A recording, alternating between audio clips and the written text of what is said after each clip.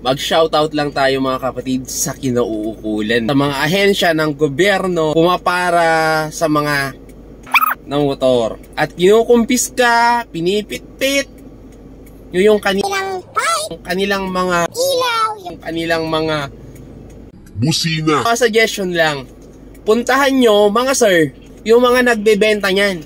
Alam nyo naman kung saan nyo dapat puntahan yung mga yan. Huwag na kayong maghirap. Huwag nyo nang pahirapan yung sarili nyo. Alam mo kung saan binibenta yung mga yan? Air condition.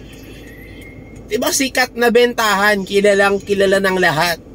Pumunta kayo doon mga sir, magdala kayo ng truck. Magdala kayo ng dump truck. Doon nyo kumpiskahin lahat ng mga kinukumpiska nyo sa daan. Kasi kawawa naman kami mga sir na bibili namin ng legal, pero pag kinabit na namin, uhulihin nyo kami sa kalsada.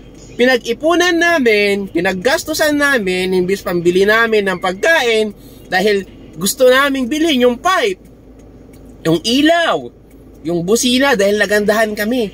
Nabibili namin. Pero again, pag kinabit namin, uhulihin nyo kami sa kalsada. Mga kaibigan, sa tingin nyo ba makatwiran naman to? Sasabihin na naman sa akin. Paepan! Sasabihin na naman sa atin.